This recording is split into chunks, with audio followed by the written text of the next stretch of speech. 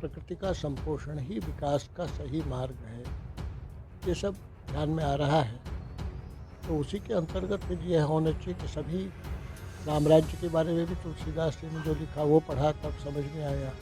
कूप वापी तड़ाग सरोवर कुंड नदियाँ सब सदा नीरा जल पूरित हो। तो अविरल और निर्मल तो नदियों का प्रवाह इलाज करने की बजाय बीमार न पड़ने का उपाय खोज लेना ही बुद्धिमानी है। इसलिए प्रकृति के अनुकूल व्यवस्थाएं गढ़ लेना ज़्यादा उपयोगी है। उस पर प्रकृति की मैनिफेस्टो को बाइंडिंग बनाया जाए राजनीतिक दलों की। अभी जैसे इलेक्टोरल बॉन्ड्स तक तो बात पहुँची है। हमारा कहना है कि खर्च के बारे में और अकाउंटेबिलिटी बढ़ना चाहिए।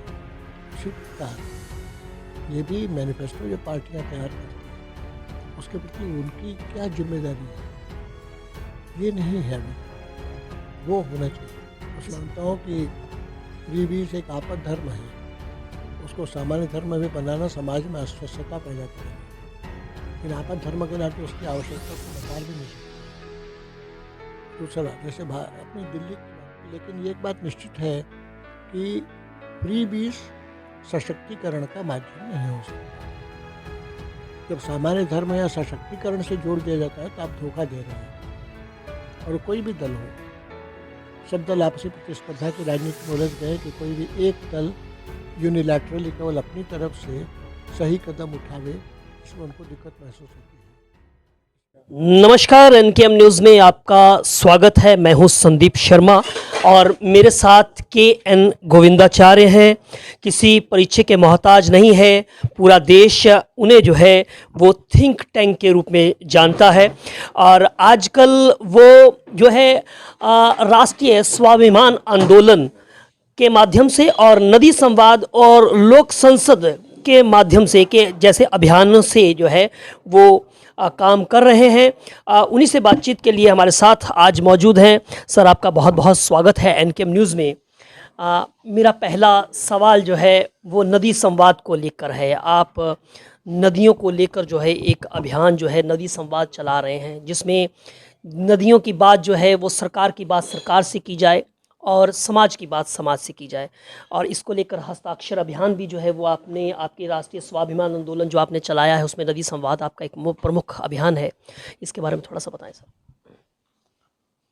हम मानते हैं कि जो दुनिया की स्थिति और देश की स्थिति है उसमें 500 साल से चली आई हुई विकास व्यवस्था का पुनर्निरीक्षण आवश्यक है।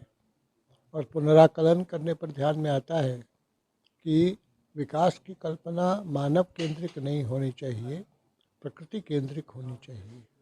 अर्थात जमीन जल जंगल जानवर के साथ जन का संतुलित अनुकूल जीवन होना चाहिए। यही सुख शांति और समृद्धि का रास्ता है। प्रकृति का संपोषण ही विकास का सही मार्ग है। ये सब ध्यान में आ रहा है, तो उसी के अंतर्गत फिर यह होना चाहिए कि सभी राम राज्य के बारे में भी तुलसीदास जी ने जो लिखा वो पढ़ा तब समझ में आया। कूप वापी तड़ाग सरोवर कुंड नदियाँ सब सदा नीरा जल पूरित हो। तो अविरल और निर्मल तो नदियों का प्रवाह आवश्यक है, वही प्राकृतिक प्रवाह है। उसमें अवरोध है तो बड़े बड़े बांधों के कारण कुछ अवरोध है, अवैध खनन के कारण है, फिर प्रदूषण है सीवेज का, प्रदूषण है इंडस्ट्रीज़ का, और इसमें से अबाध गति उसकी नहीं होती है, तो अपने को साफ भी उतना जितना कर सकती थी वो नहीं कर पा रही है। उसी को आगे बढ़ेंगे तो बिहार में फरक्का के बाढ़, जो फरक्का का पानी जमा हो जाता है वो पीछे लौटता है, तो वाटर लॉगिंग सबसे बड़ी समस्या हो गई है उत्तर बिहार की। इसलिए नदियाँ जैसे अब नर्मदा जी हैं, बालू खनन सबसे बड़ी समस्या हो गई है, और पेड़ों की कटाई अमरकंटक से लेकर ही शुरुआत है। तो पेड़ों की कटाई रहेगी तो वहाँ तो ग्लेशियर है नहीं, तो ज़मीन जल जंगल जानवर और जन सब आपस में जुड़े हुए हैं। इसलिए प्राकृतिक स्थिति में अधिक से अधिक लोग चीज़ें लौटें, ये आवश्यक है, जन के स्वास्थ्य के लिए भी, सुख के लिए भी, शांति के लिए। सवाल ये है कि हम देखते हैं कि राजनीति में, सियासत में विकास तो बहुत बड़ा मुद्दा होता है, लेकिन प्रकृति जो है, जिस प्रकृति केंद्रित व्यवस्था की आप बात करते हैं, वो कहीं मुद्दे जो हैं वो सियासत में हमें सुनाई ही नहीं देते हैं। कहीं प्रदूषण मुद्दा नहीं है सही मायनों के अंदर, कहीं हम नहीं देखते कि नदियों को लेकर मुद्दा है, कहीं नहीं हम देखते कि जल, जंगल या ज़मीन की बात की जाती है, कहीं नहीं ग्लोबल वार्मिंग की बात की जाती है, ग्लेशियर पिघल रहे हैं। आज स्थिति ऐसी है कि लोगों को मुंह पे मास्क, एक तो महामारी के कारण और दूसरा पोल्यूशन की वजह से, और ख़ास करके जो महानगरों की स्थिति है वो तो बद से बदतर होती जा रही है। ऐसा लगता है कि यहाँ पर जीना मुहाल हो चुका है। तो ऐसी स्थिति के अंदर जो सरकारें हैं, विकास की बात कही जाए तो विकास जो एक अंधी दौड़ विकास की चल रही है, जिसमें जंगल काटे जा रहे हैं, ज़मीनें ख़त्म की जा रही हैं, नदियां जो हैं उस विकास के मार्ग में जो है वो ख़त्म की जा रही हैं, बड़े बड़े बांध बनाकर, जैसा कि आपने जिक्र किया। तो ऐसी स्थिति के अंदर आप जो जन जागरण अभियान चला रहे हैं और वहाँ पर जो हम पॉलिटिकल कंसेंसस की बात करें तो वह कहाँ किस तरह से सामंजस्य बैठेगा? इतना समझ में आता है कि लोगों को अब तो आवश्यकता महसूस होने लगी है। आपने जैसा कहा, कुछ कोरोना के कारण और कुछ प्रदूषण के कारण। हवा पानी ही ठीक न मिले तो अगली पीढ़ी का क्या होगा? खूब बालू खन लीजिए, पानी में आर्सेनिक क्लोराइड बढ़ा लीजिए, लेड की मात्रा बढ़ा लीजिए, कैंसर पाइए। अब अनुभव आने लगा है सबको। इसमें से लोगों को भी ध्यान में आता है, नहीं ये तो कुछ गलत हो रहा है। अब इसमें थोड़ा और आगे बढ़ कर के उपचारात्मक उपाय भी होने लगे, दिखने लगे थोड़ा बहुत, तो लोग निश्चित रूप से इसको स्वीकार कर रहे हैं। अब तो ग्लोबल वार्मिंग कहने की बात नहीं रही, अब तो असमय वृष्टि कहने की बात नहीं रही। इसके कारण सारा कृषि पंचांग गड़बड़ हो गया है, ये समझ में आता है। केदारनाथ की त्रासदी लोग जल्दी भूल नहीं सकते। ये सब तो वही है कारण ना, आपने प्रकृति के प्रति अन्याय किया। अब प्रकृति अपने को एडजस्ट कर रही है, उस एडजस्टमेंट में ये सब बातें होने ही वाली है। इसलिए जैसे बीमार पड़ के इलाज करने की बजाय बीमार न पड़ने का उपाय खोज लेना, यही बुद्धिमानी है। इसलिए प्रकृति के अनुकूल व्यवस्थाएं गढ़ लेना ज़्यादा उपयोगी है, बस प्रकृति की मार खाकर सीधे होना। बात देश की राजधानी दिल्ली की जाए तो आप नदी संवाद के माध्यम से अब यमुना जो बिल्कुल नाले में तब्दील हो चुकी है, आप इसकी स्थिति जो है सुधारने के लिए कवायद आपकी चल रही है, हस्ताक्षर अभियान जो है वो नदी संवाद के माध्यम से आप लोग चला रहे हैं। और इसके साथ साथ में यहाँ पर अभी आप कुछ चरणों में जो है वो ये इस कार्यक्रम को चला रहे हैं, जिसमें पानीपत सोनीपत में आएगा, उसके बाद गाज़ियाबाद और साहिबाबाद है, उसके बाद फरीदाबाद पलवल है, और फिर जो है मथुरा वृंदावन आगरा है, और फिर अंत में जो है आप दिल्ली में आ रहे हैं। इस पूरे कार्यक्रम की रूपरेखा क्या रहने वाली है? इसमें वही बात जो कही गई, समाज की बात समाज से, सरकार की बात सरकार से, तो संवाद बढ़ाना पड़ेगा। उसके लिए आपको मालूम ही है कि प्रस्ताव भी तैयार हुआ था, तो 9 सूत्री प्रस्ताव वो भी सरकार को भेजा है, उनसे भी जवाब और सहभाग की अपेक्षा है। समाज के बीच भी जा रहे हैं हस्ताक्षर संग्रह को लेकर, उन्हीं बातों को लेकर। इसके कारण जनबल आत्मबल मिलकर सत्ता बल को समझाने में सफल होगा, ऐसा हम मानते हैं। और इसके लिए ये सब दिल्ली की बात आप उठा रहे हैं, वास्तव में जो स्थिति है वो कहने की बात नहीं है। तो भैया जो नदी है, पूरक नदियाँ हैं, मान लो नजफगढ़ के पास है, उसकी स्थिति पहले देख लीजिए। जो नाले हैं अभी भी गिर रहे हैं, वो भी देख लीजिए। इसके लिए समाज में निगरानी समिति हम लोग बनाएंगे। सर, एक राजनीतिक सवाल करना चाहूँगा। जब प्रदूषण आता है, प्रदूषण बड़ा मुद्दा बन जाता है, हमारे पॉलिटिकल लीडर्स को, सियासतदानों को याद आ जाती है और वो उसमें उनकी नौटंकी चालू हो जाती है। किसी भी पॉलिटिकल पार्टी की हम बात करें, किसी को अलग नहीं कर सकते हैं।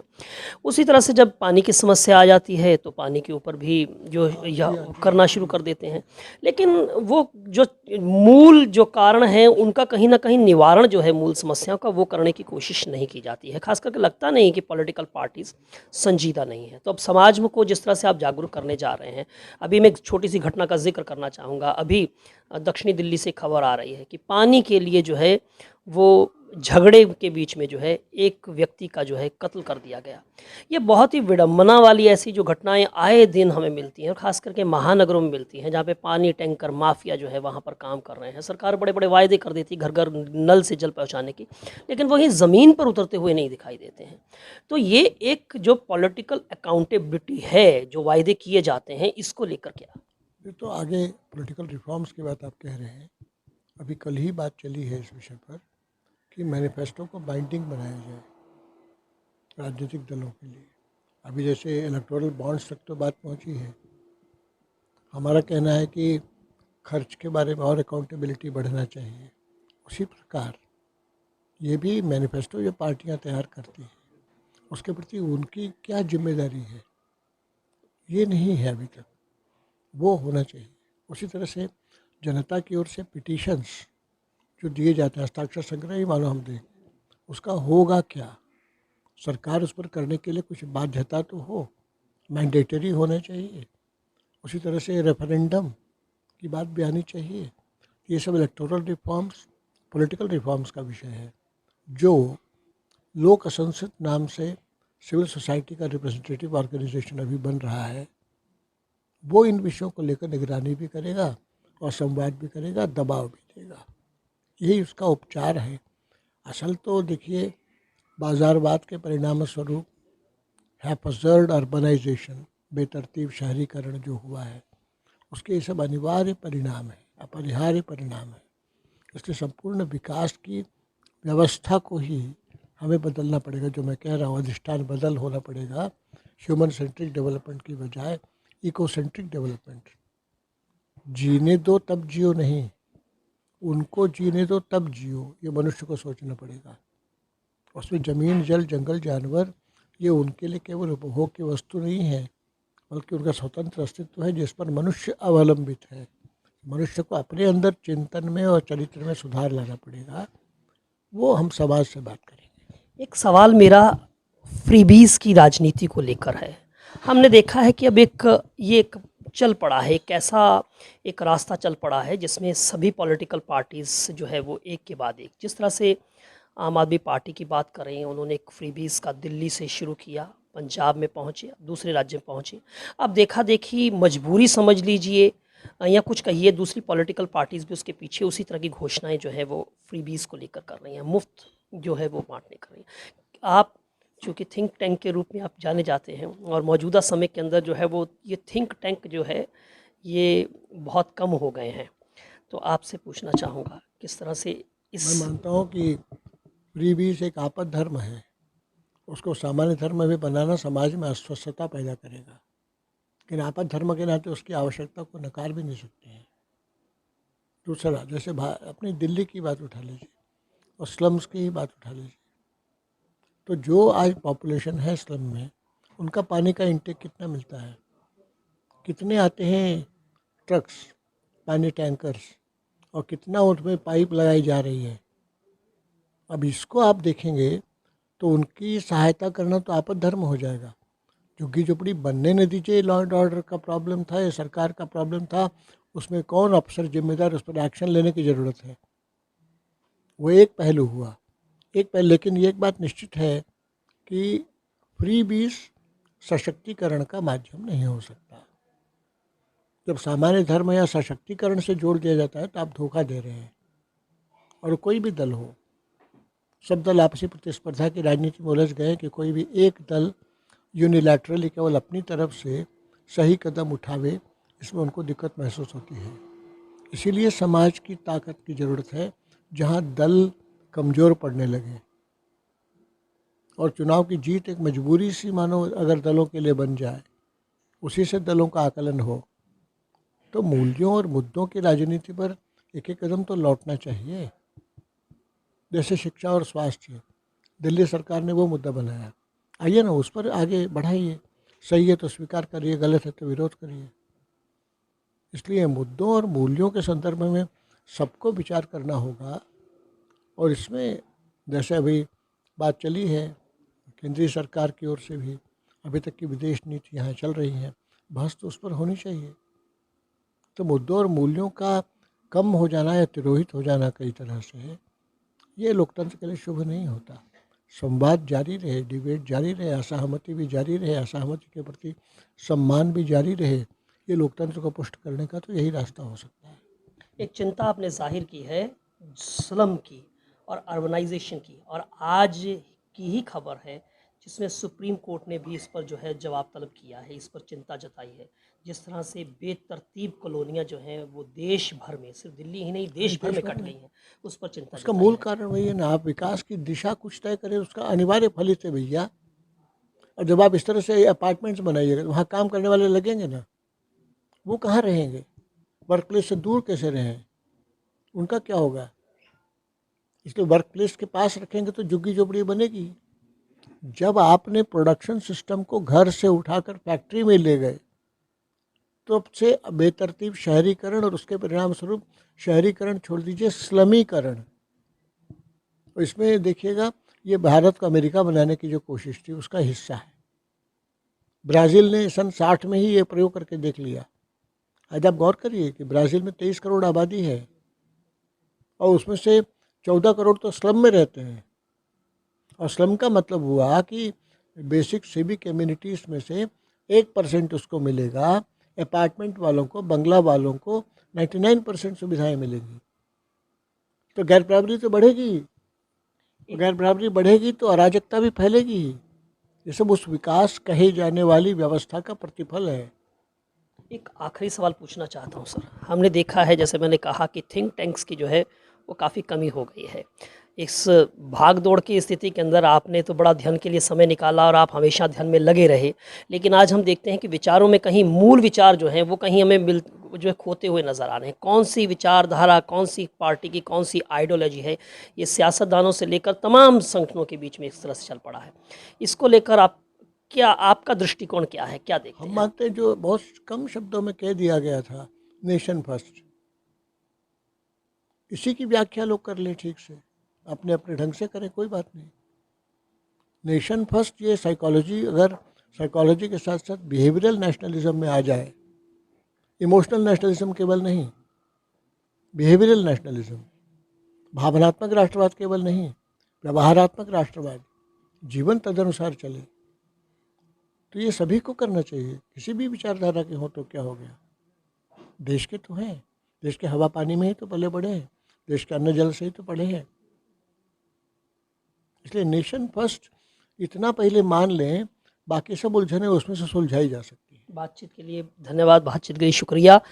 तो नेशन फर्स्ट, व्यवहारात्मक जिसे आप नेशनलिज्म की बात कहिए, और दूसरी बात है कि भारत को भारत बनाइए।